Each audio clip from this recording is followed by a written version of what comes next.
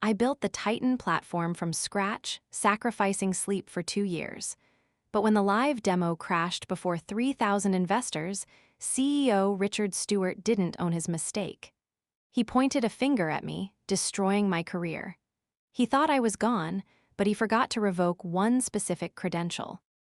Before this story continues, tell me, where are you watching from today and what's the temperature? I'm sharing this so no other engineer ever gets thrown under the bus by a non-technical boss like Richard again. The air in the server room always tasted like ozone and recirculated dust, but at 3:15 a.m. on a Tuesday, it tasted like failure. I sat hunched over my dual monitor setup, the glow of the terminal reflecting off my glasses. My eyes felt like they were packed with sand. Next to me, a half-empty can of lukewarm energy drink sat dangerously close to a stack of hard drives. "Alice," a voice whispered. It was Rachel, my junior developer. She looked worse than I felt. Her hair was pulled back in a messy bun that was slowly unraveling, and she was vibrating with anxiety. "The load testing is still timing out at 80% capacity. If we push it to 100 for the demo, the latency is going to spike." I rubbed my temples.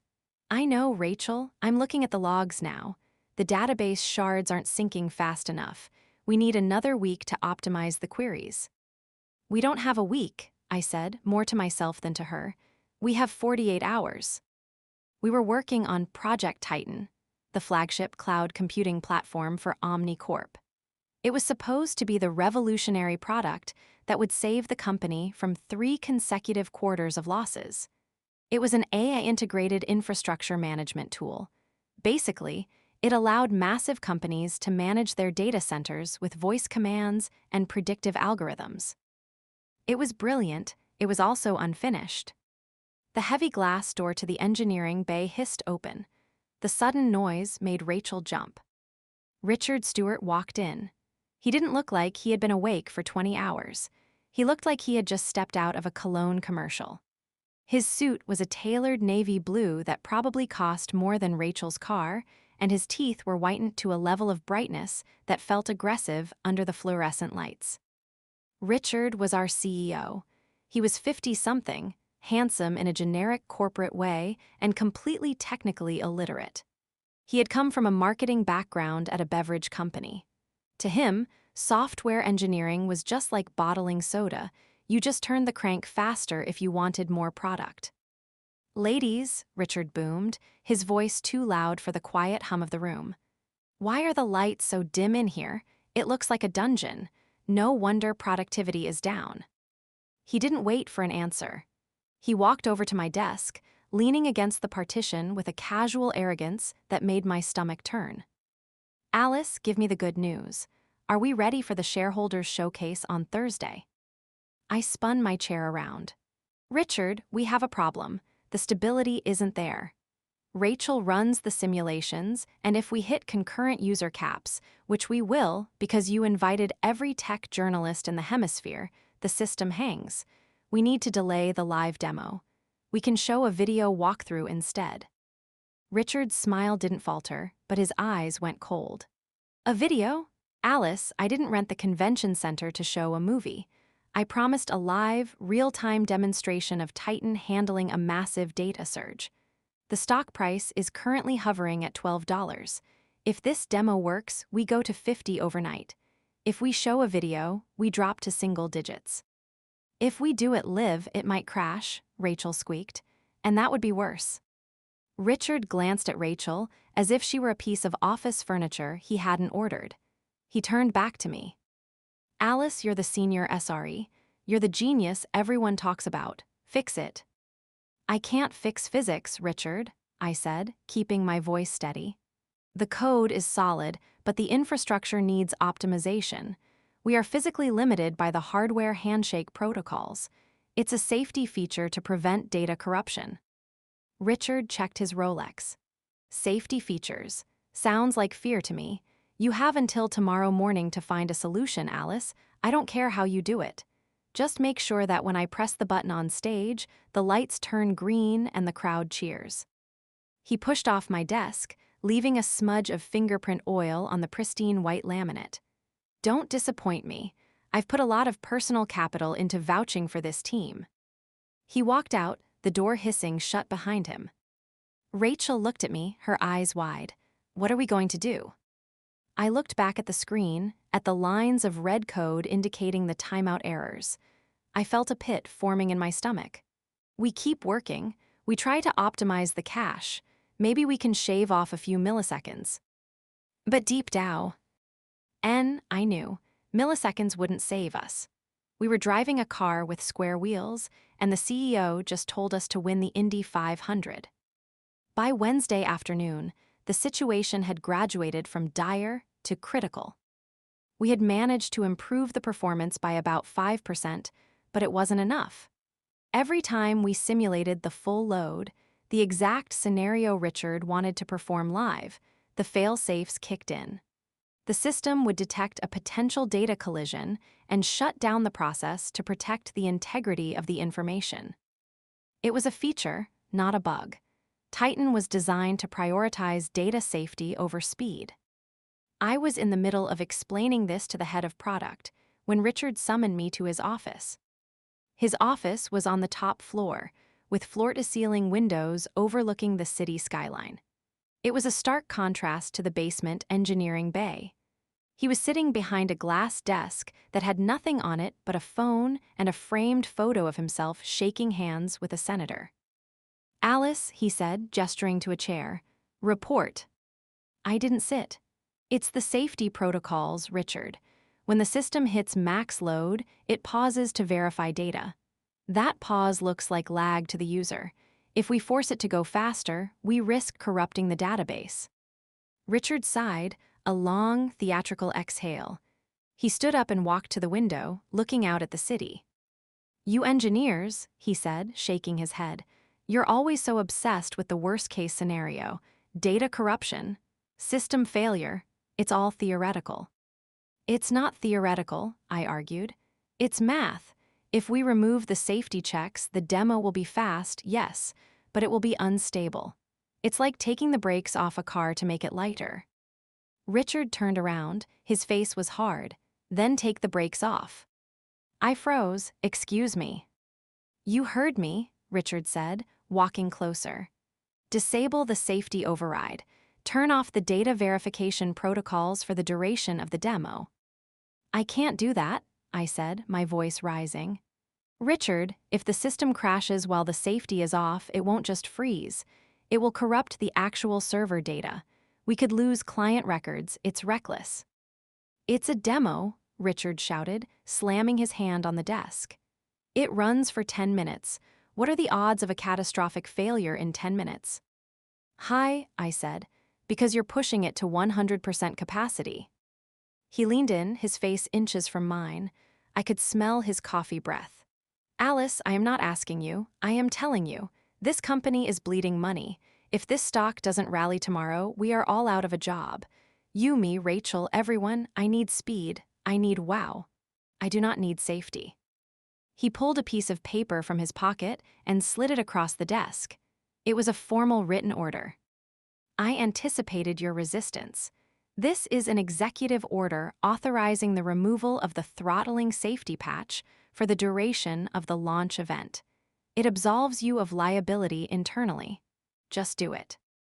I looked at the paper. It was nonsense. Internal liability didn't matter if we destroyed the product, but I looked at his eyes and saw the desperation. He was terrified of the board. "I will disable the patch," I said quietly. "But I'm logging my objection, and I'm keeping the server logs running in debug mode so we can monitor the damage in real time." "Fine, fine," Richard waved his hand dismissively. "Do whatever nerd stuff you need to do in the background. Just give me the speed." I walked out of his office feeling dirty. I felt like a doctor who had just been ordered to perform surgery with unwashed hands because the hospital administrator wanted to save money on soap. I went back to the engineering bay. Rachel was waiting. "Well," she asked. "He ordered the override," I said, sitting down heavily. "He what?" Rachel gasped. "But if the threads collide?" I know, I said, typing in my admin password. I know. I began the sequence to disable the safety protocols. My fingers flew across the keyboard, executing the command that I knew was a death sentence for the system's stability. Sudo disabling safety protocol v4, sh. The terminal blinked a warning, critical data integrity AT risk, proceed, yn. I hesitated, my finger hovered over the Y key. I was 34 years old. I had worked my way up from a help desk tech to a senior SRE. I prided myself on building things that lasted. This went against everything I believed in. But I had a mortgage. I had a team that needed paychecks. I pressed Y. Safety protocols disabled. It's done, I whispered. The OmniCorp Future Now event was held at the Grand Convention Center. It was a spectacle of light and sound. Massive LED screens wrapped around the stage, pulsing with the company's logo. The bass from the intro music rattled my ribcage. I was backstage, standing at the ops table, a makeshift command center hidden behind a black curtain. I had 3 laptops open, monitoring the server farm back at HQ. Rachel was next to me, biting her fingernails. Heart rate is 120, Rachel joked nervously, checking her smart watch. And I'm just sitting here. Stay focused on the latency graphs, I said, though my own palms were sweating. On stage, Richard Stewart walked out to thunderous applause. He looked every bit the visionary leader.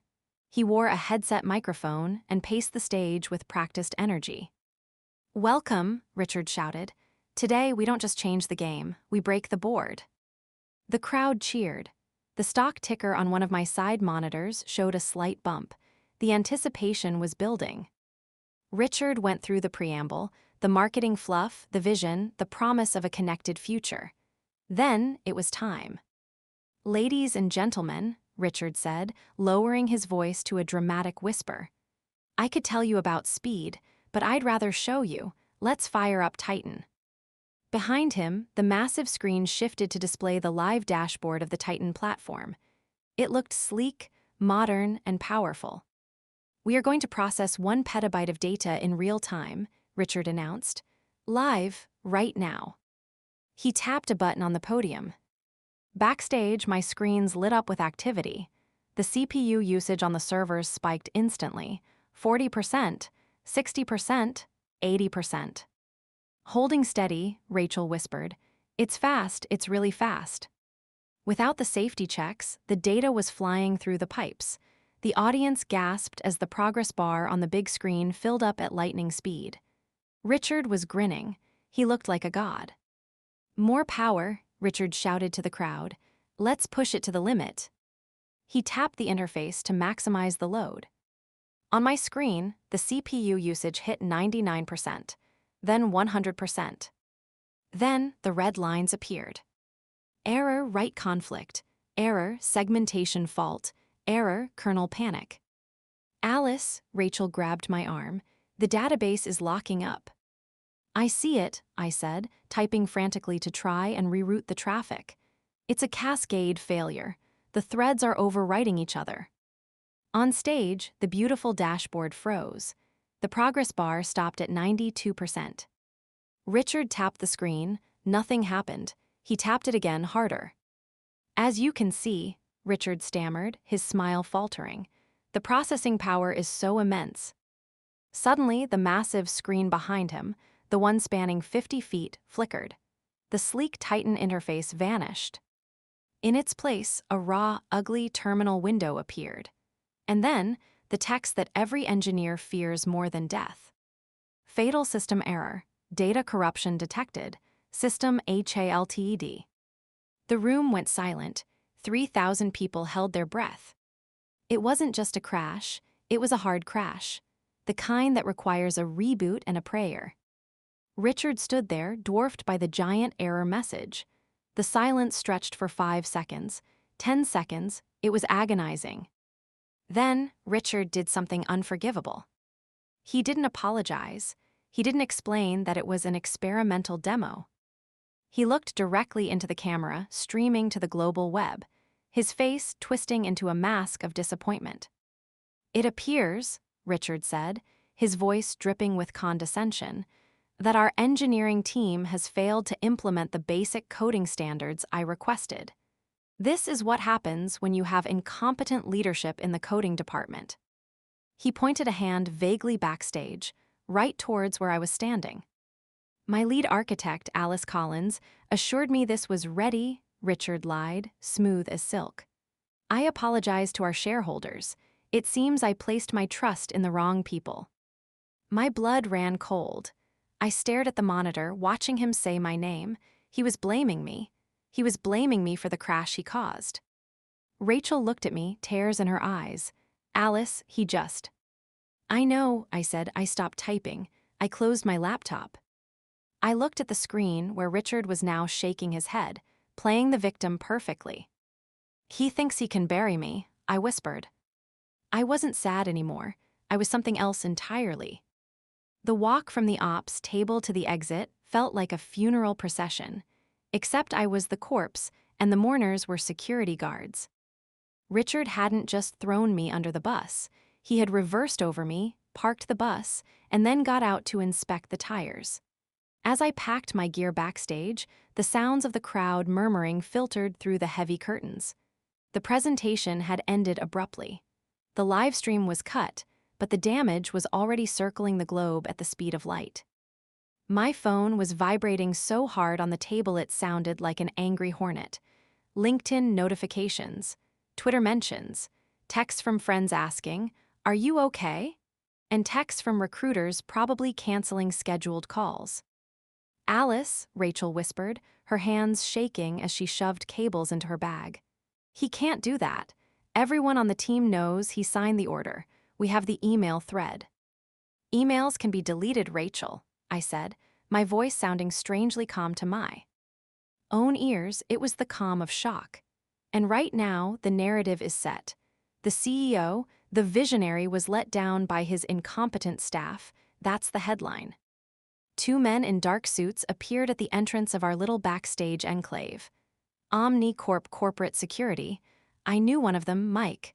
We used to chat about football in the break room. Now, he wouldn't meet my eyes. "Ms. Collins," Mike said, staring at a point somewhere over my left shoulder. "Mr. Stewart has requested that you be escorted off the premises immediately. Your credentials have been suspended pending an internal investigation." "Investigation?" Rachel snapped, stepping forward. "You should investigate the guy on stage who ordered us to disable the safeties." "Rachel, stop," I said, putting a hand on her shoulder. "Don't give them a reason to fire you too." "Ms. Collins is the only one being asked to leave at this time," Mike clarified.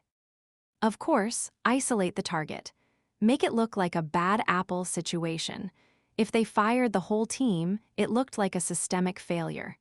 If they fired just the leader, it looked like a personnel issue." I zipped up my backpack. I looked at the 3 laptops on the table. "I need my personal laptop," I said, reaching for the silver MacBook. "Company property remains here," Mike said, stepping between me and the table. "That one is mine," I lied. It wasn't. It was a company-issued device, but it was the one I used for everything. It had my local repositories, my notes, and my session keys. "All electronics stay," Mike repeated, his hand drifting toward his belt. Not to a weapon, just a radio, but the gesture was threatening enough. I backed off. "Fine." I walked out of the convention center, flanked by the 2 guards. We passed by the catering area, where investors were angrily eating shrimp and checking their phones. I saw the stock ticker on a TV screen mounted on the wall. OMNI, $11.40, minus 5%. It was starting to drop. As we reached the loading dock doors, the cold air hit me. It was raining. Because of course it was raining. "Badge," Mike said, extending his hand. I unclipped my ID badge, the one I had worn for 6 years. The one that gave me access to the roof, the server room, the executive lounge. I dropped it into his palm. "Sorry, Alice," Mike muttered, finally looking at me. "Just doing the job." "I know, Mike," I said. "Watch your back. Loyalty doesn't mean much around here anymore. I stood on the wet sidewalk as the heavy metal door slammed shut. I was alone. No job, no laptop, and a reputation that was currently being shredded on national television. The Uber ride home was a blur. I sat in the back, staring at the rain streaking the window, while the driver listened to a finance podcast. "A disaster for Omnicorp today," the host was saying. CEO Richard Stewart is pointing fingers at his engineering lead, claiming gross negligence. You have to wonder, how does a company let one person derail a $100 million product?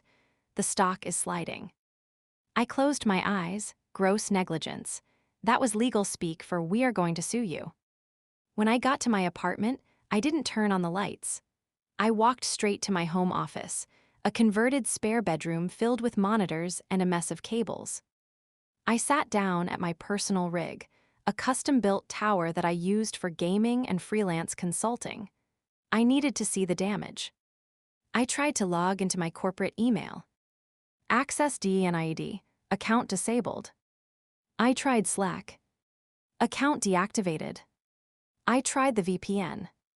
Authentication failed. They had been thorough.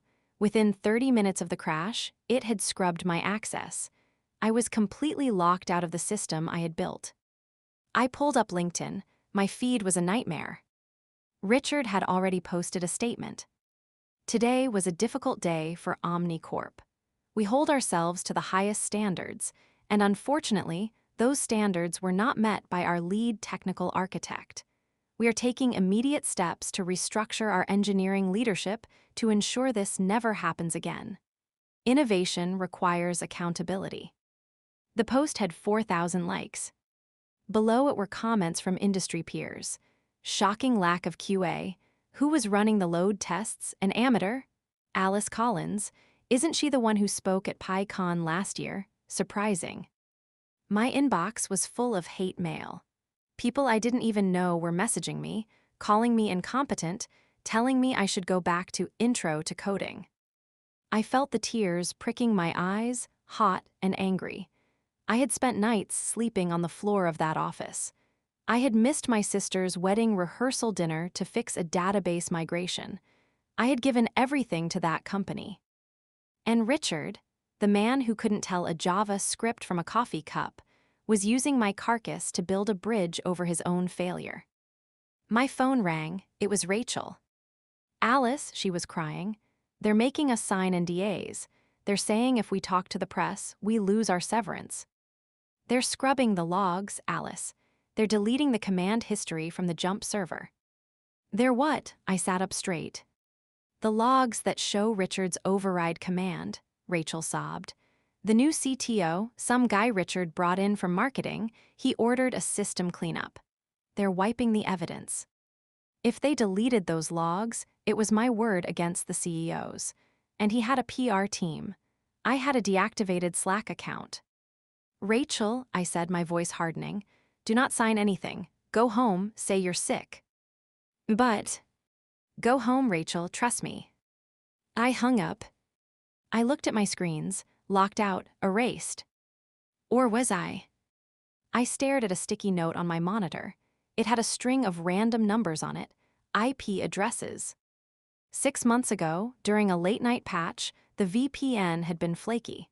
To keep working, I had created a temporary backdoor, a direct SSH tunnel into the legacy backup server. It was a dusty old machine that nobody used, but it had read access to the main event logs. I had meant to close it. I had meant to, but I had forgot. Richard's IT goons had revoked my user credentials at Collins. But they hadn't revoked the root access key I had generated for the automated backup bot. I opened a terminal window. My heart was hammering against my ribs. SSHI backup bot key. PEM root at 192.168.422. I hit enter. The cursor blinked once, twice. Welcome to OMNICRP Legacy Backup Server. Last login, 184 days ago.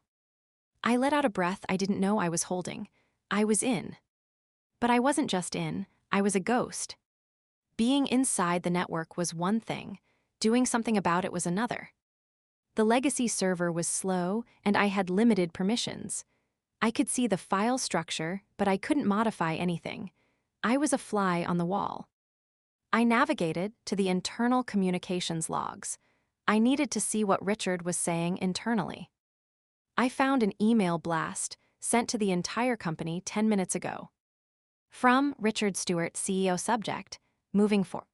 Team, today we trimmed some dead weight. The failure of the Titan demo was a direct result of insubordination and poor technical execution by Alice Collins. We are better off without her. We will rebuild, and we will be stronger. Insubordination. He was claiming I disobeyed him. He was flipping the reality completely upside down. I navigated to LinkedIn again. The story was evolving. A source inside Omni Corp, obviously Richard's PR team, had told TechCrunch that I had gone rogue and implemented untested code minutes before the launch. It was a coordinated assassination of my character. If this stuck, I would never work in tech again. I'd be lucky to get a job fixing printers at a library. I needed help. I needed someone who could take the evidence I was about to steal and weaponize it. I needed someone who knew how to fight a media war. I picked up my phone and scrolled past the worried texts from my mom until I found a name I hadn't contacted in 3 years. Dylan Murphy. Dylan was a tech journalist now, writing for the Wired Signal. But before that, he was a sysadmin who had gotten into some trouble. He had hacked a government database to expose a corruption scandal. He was facing jail time. I had been the expert witness called to testify about his methods. I had convinced the judge that his intent was whistleblowing, not malice. He got probation instead of prison. He owed me. I typed a message. Signal, now. 2 minutes later, my Signal app chimed. Dylan, I was wondering when you'd call. I'm watching the news. It's a bloodbath, Alice. Me, it's a lie. He ordered the safety override. I have the logs to prove it. Dylan, Richard Stewart, the Teflon Don, he'll say the logs are faked. He'll say you're a disgruntled ex-employee planting evidence. Me, not if I show them the command history signed with his digital executive key. He authorized it in writing, Dylan. The system logged his unique token. Dylan, do you have that file? Me, not yet. They're trying to wipe it. I have a backdoor, but I need to extract the raw server logs before the cleanup script hits the archive sector. I need you to be ready to receive a large encrypted dump. Dylan, if you send me that, you're violating the CFAA. That's hacking, Alice. You could go to jail. I looked at the screen. I looked at the lies Richard was spreading. I thought about Rachel crying in the server room. Me, I'm already dead, Dylan. Might as well haunt the place. Dylan, all right, I'm spinning up a secure Dropbox. Get the data. But Alice, be fast. If they see that connection, they'll trace it back to your IP in seconds. I cracked my knuckles. It was time to go fishing. I turned back to the terminal. I had to navigate from the legacy backup server to the main event logger. It was a restricted jump. I would have to tunnel through the internal firewall. If I triggered an alarm, the security team would see my home IP address. Richard would have the police at my door in an hour. I took a deep breath. Okay, Richard, I whispered to the empty room. You wanted a faster system. Let's see how fast you can catch me. My hands were surprisingly steady. You'd think committing corporate espionage, even if it was to retrieve my own work, would make me shake, but the familiar black screen of the terminal was calming. It was logic. It was structure. Richard's world was chaos and lies. The command line was truth. I was connected to the legacy backup server, Titan Archive 04. It was an old Linux box that sat in the basement of the data center, mostly ignored. But because it was part of the backup cluster, it had a trust relationship with the main production servers. I typed cat etc. hosts. I needed the internal IP of the primary log server. There it was, 10.0.550 Titan Logs Primary. Now came the hard part. The cleanup script Rachel warned me about was likely running on the primary server, deleting the command history line by line. I had to get there, copy the file, and get out before the script reached the timestamp of the crash. I tried a simple SSH jump. SSH root at 10.0550. Permission DNID, public key. Of course, the legacy server didn't have root access to the live logs. I needed to escalate my privileges. I remembered a vulnerability in the old kernel version running on the backup server. It was a race condition exploit called Dirty Cow. We had patched it on all the new machines, but this old box, it probably hadn't been updated in 3 years. It was risky. If I crashed the backup server, it would trigger an alert in the Network Operations Center, NOC. I quickly wrote a small script in Python to exploit the vulnerability. Exploit py running. The cursor blinked, 1 second, 2 seconds. The prompt changed from 2. I had root access on the backup server. Now I could impersonate the system admin. I used tcpdump to sniff the traffic moving between the servers. I was looking for the authentication token used by the backup process. Every hour, the main server sent a heartbeat to the backup server. If I could catch that packet, I could steal the session ID. I waited, 12:42 a.m. The automated backup was scheduled for 1:00 a.m. I didn't have 20 minutes. I forced a manual backup request. Service backup agent restart. The system hiccuped.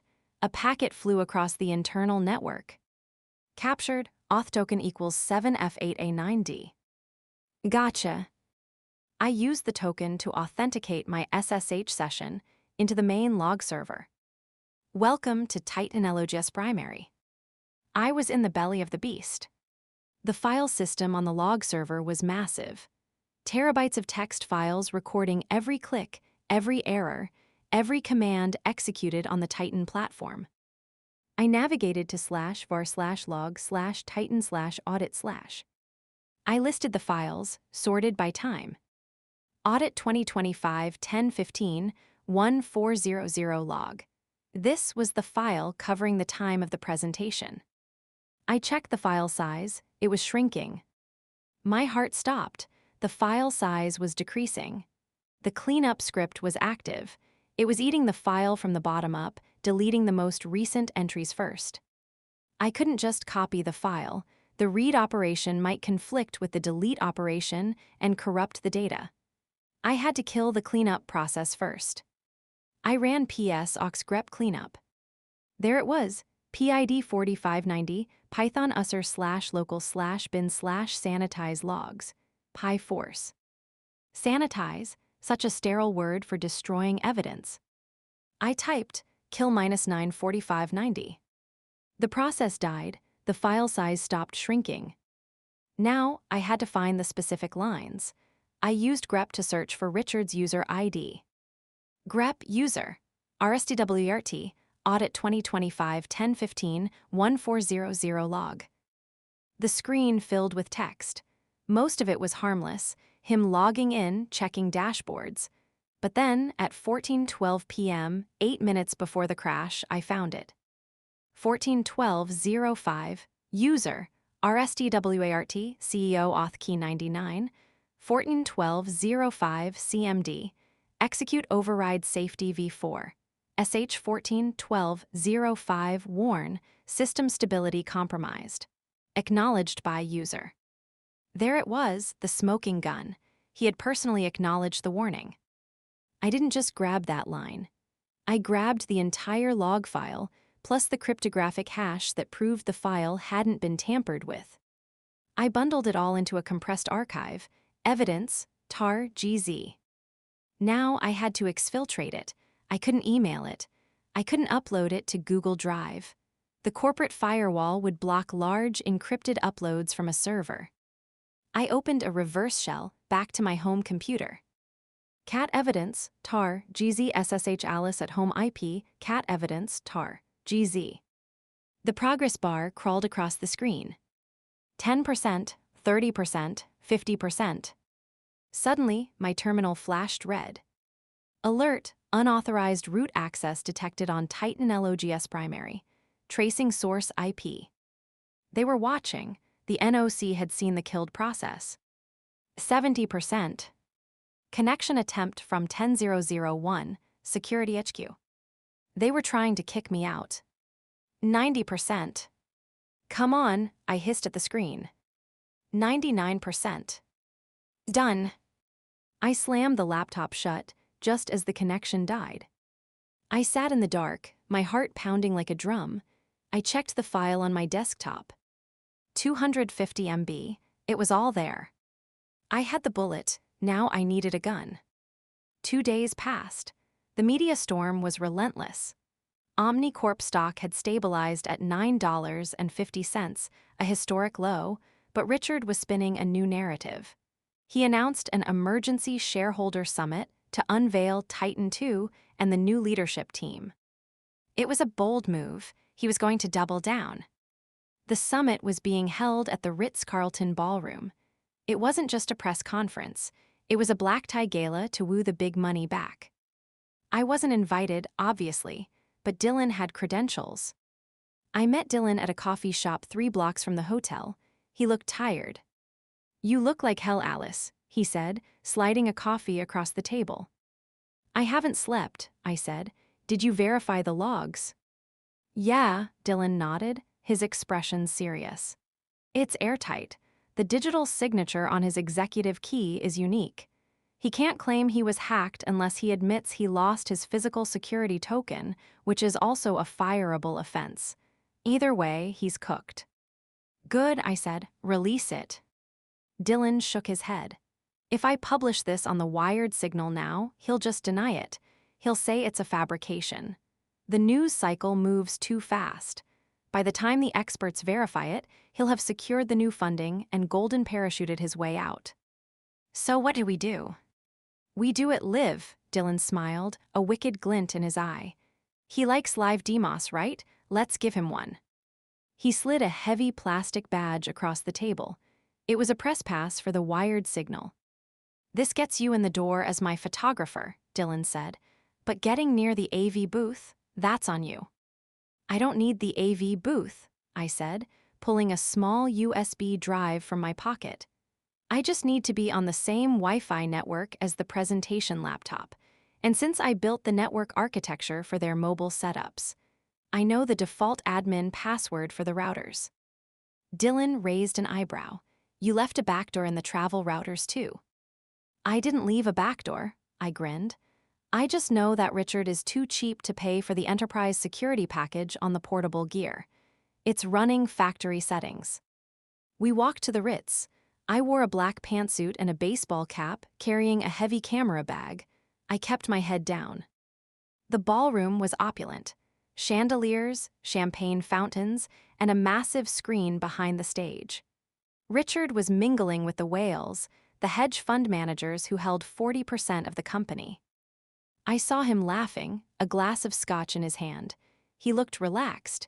He looked like a man who had gotten away with murder. I found a spot near a pillar, shielded by a large floral arrangement. I pulled out a small netbook from the camera bag. I scanned for Wi-Fi networks. Omnicorp event guest, Omnicorp event staff, Omnicorp presentation secure. "Secure," I muttered. "Right." I tried the password. Titan Launch 2025. It was the one Richard insisted on because he could remember it. Connected. I was on the network. I scanned for devices. I found the presentation laptop, a MacBook Pro connected to the projector. I initiated a remote desktop request. It asked for a password. I didn't have the laptop password. But I didn't need to control the laptop. I just needed to cast to the screen. The presentation software they were using had a collaboration feature enabled by default. It allowed other users on the network to share content. It was a feature I had begged them to disable for security reasons. Richard had insisted we keep it because collaboration is the future. The irony was delicious. Richard took the stage, the lights dimmed, a hush fell over the crowd. "Friends, partners," Richard began, his voice smooth. We faced a setback this week, a stumble caused by a rogue element in our past, but tonight I am here to show you the future. Titan is fixed. Titan is ready. He clicked his clicker. The screen showed a graph of projected earnings. We have purged the inefficiencies, Richard said.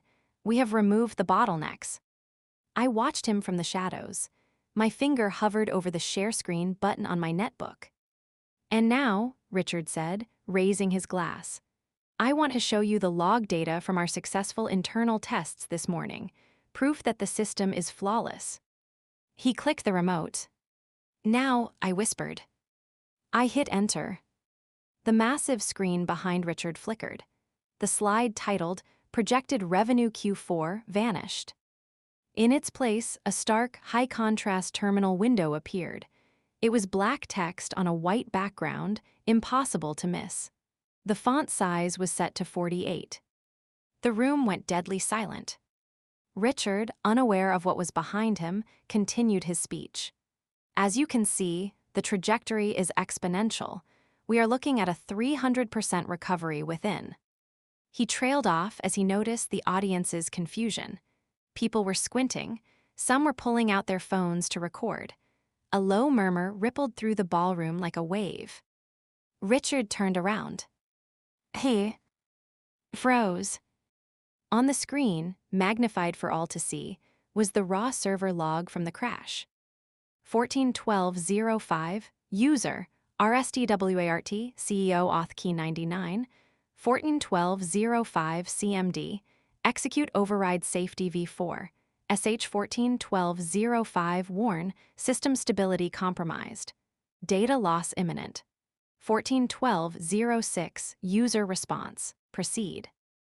Beneath the log, I had overlaid a simple graphic, a scanned copy of his signed executive order demanding the safety removal. His signature was blown up to the size of a dinner plate. What is this? Richard stammered, his voice echoing in the microphone. Cut the feed.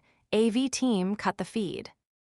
He waved frantically at the back of the room, but the AV guys were confused. They were trying to switch inputs, but I had locked the casting session.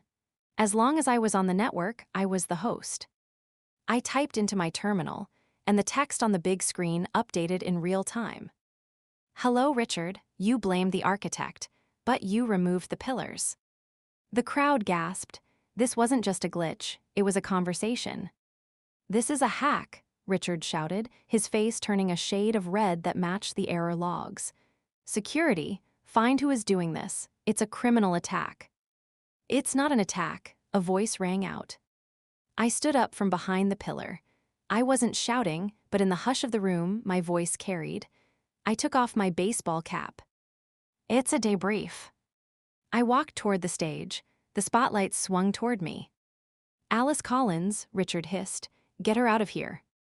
2 security guards started toward me, but they were blocked by a wall of investors who were too captivated by the drama to move. You told them I was incompetent, I said, pointing at the screen. You told the world I crashed the system, but the logs don't lie, Richard. You ordered the override because you wanted a faster demo. You traded stability for speed, and when it broke, you traded my career for your reputation. Richard looked at the investors. He saw the doubt in their eyes. He saw the phones recording. He tried to laugh it off. This is clearly a disgruntled employee fabricating evidence. These logs are fake. They are digitally signed with your private key, I said calmly. The same key you use to authorize stock options. If these logs are fake, then every contract you've signed in the last 5 years is fake. That was the kill shot. The hedge fund managers knew what a digital signature meant. It was non-repudiation. It was mathematical proof. A man in the front row, David Thorne, the chairman of the board, stood up. He was a terrifying man who spoke very softly. Richard, Thorne said, is that your signature on the override order? Richard opened his mouth, but no sound came out. He looked at the screen. He looked at me. He looked at the exit. It was a calculated risk, Richard whispered. It was a lie, Thorne corrected. The fallout was instantaneous. In the age of algorithmic trading, news travels faster than sound. Before I even left the ballroom, the bots had scraped the headlines. Omnicorp CEO exposed in fraud scandal. Live hack reveals safety override ordered by execs. I watched the stock ticker on a guest's iPad as I walked out. OMNI, $9.50, $8.20, $6. It wasn't a slide, it was a cliff. The 40% drop happened in 12 minutes. Billions of dollars in market cap evaporated. The Titan brand was toxic. Richard's personal net worth, tied almost entirely to stock options, was decimated. The scene in the lobby was chaos. Reporters were swarming. Richard was being escorted out a side door, not by his security, but by his lawyers. I found Dylan outside, smoking a cigarette. He had a grin that split his face. "You know," he said, exhaling a plume of smoke, "that was better than the Super Bowl." "Is it over?" I asked, leaning against the cold stone wall of the hotel. My adrenaline was crashing. I felt dizzy. "For him, yeah," Dylan said. "The SEC is going to be all over this. Misleading shareholders, falsifying technical reports. He's looking at fines, maybe jail time if they find he sold stock before the crash." "And for me?" I asked. Dylan looked at me. "Alice, you just nuked a Fortune 500 CEO on live TV. You're radioactive. No corporate board will touch you." "I know," I said. I looked at the rain falling on the city streets. "I don't think I want them to." My phone buzzed. It was a number I didn't recognize. "Hello." "Ms. Collins," the voice was soft but commanding. It was David Thorne, the chairman. "Please don't leave the premises. We need to talk." "I have nothing to say to the board, Mr. Thorne." "We don't want to sue you, Alice," Thorne said. "We want to hire you." 3 weeks later. I sat on the porch of my new rental, a cabin up in the Cascades. The air here didn't smell like ozone or server dust. It smelled like pine needles and rain. I had declined the CEO position. The board had offered it to me in a panic, hoping to stabilize the stock by putting the hero in charge. But I knew better. Being a CEO meant playing politics, and I was done with games. Instead, I took a consulting contract, a system remediation specialist. My rate was obscene. They paid it without blinking. With the advance, I had paid off my parents' mortgage and funded a new startup, Titan Ethics. It was a firm dedicated to auditing corporate software for safety and integrity. Rachel was my first hire. Dylan was handling the PR. I took a sip of tea and looked at the camera I had set up on the railing. I had started a YouTube channel to document the technical post-mortem of the Titan crash. It had 1 million subscribers in a week. "So," I said to the lens, "that's how I lost my job and tanked a company." I leaned forward, looking directly into the lens. "A lot of you have asked me if I regret it. If I regret the chaos, the job losses, the sheer destruction of value." I paused. "I regret that it was necessary. I regret that we work in a system where a non-technical manager can override the laws of physics because he's afraid of a quarterly report. Richard didn't fail because he was bad at business. He failed because he thought he was smarter than the reality of the system." I held up my mug. Here is the lesson, and I want every engineer, every developer, and every manager to hear this. Documentation is your shield. When your boss asks you to do something dangerous, get it in writing. When they ask you to cut corners, log your objection. Because when the server crashes, or the bridge falls, or the car fails, they will look for a scapegoat. Don't let it be you. Richard thought he could delete the truth, but the thing about the truth is, it's stored in the backups, and there's always a backdoor if you know where to look. I smiled. "My name is Alice Collins. I'm an engineer, and I'm finally offline." If this story of justice touched you, please like, share, and subscribe. And remember, always check your logs.